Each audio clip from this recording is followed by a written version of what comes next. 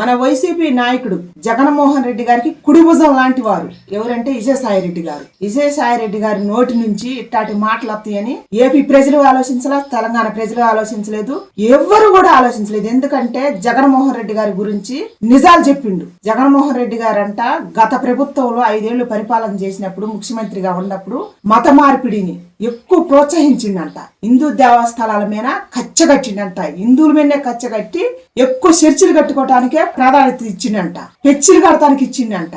ఇట్లాంటి కుట్రపూరితమైన ఆలోచనలు ఎక్కువ ఎన్నో చేసిండంట. ఈయన నాయకత్వం చేయటానికి ఈయన పనికిరాడు. ఈయన ముఖ్యమంత్రికి పనికిరాడు జగన్మోహన్ రెడ్డి గారు. ఆయనంత అసమర్థుడు ఎవరూ లేరని చెప్పి మన విజయసాయిరెడ్డి గారు సంచలనమైన న్యూస్ చెప్పిండు అనమాట. నిజం మాట్లాడుతున్నాడు. ఎందుకంటే ఆయన రైట్ హ్యాండ్ కాబట్టి. వైఎస్ రాజశేఖర రెడ్డి గారు ఉన్నప్పుడు గాని, జగన్మోహన్ రెడ్డి గారి పరిపాలన ఉన్నప్పుడు గాని ఆయనకు తెలిసిన నిజాలు బట్టబయలు చేసిండు. అందుకని ఈ పరంగా ఏపీ ప్రజలు ఆలోచించాలని కోరుకుంటున్నా. జగన్మోహన్ రెడ్డి గారికి కూడా మత మార్పిడి చేసినందుకు సిగ్గు రావాలని కోరుకుంటున్నా.